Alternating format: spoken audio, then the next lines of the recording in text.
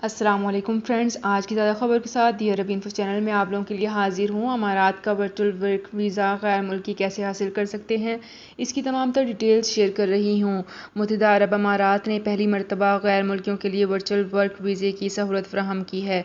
इस नोयत का कामा ऐसे गैर मुल्की को भी जारी किया जाएगा जो अमारात में रहते हुए बैरून मुल्क से भी ऑनलाइन काम कर सकते हैं। गैर मुल्कियों को जारी किए जाने वाला वर्चुअल अकामा एक बरस के लिए कारआमद होगा।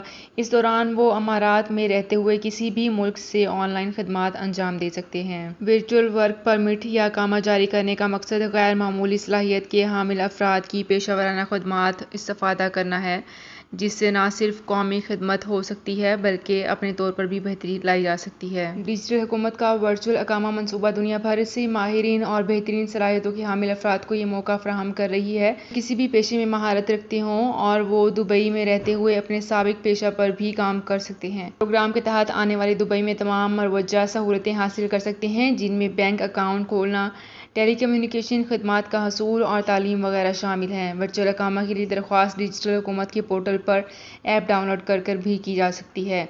तो फ्रेंड्स, ये थी मेरी आज की वीडियो। होप आपको ये वीडियो पसंद आई होगी। अगर आपको ये वीडियो पसंद आई है तो हमारे चैनल को सब्सक्राइब, लाइक एंड शेयर कर लीजिए।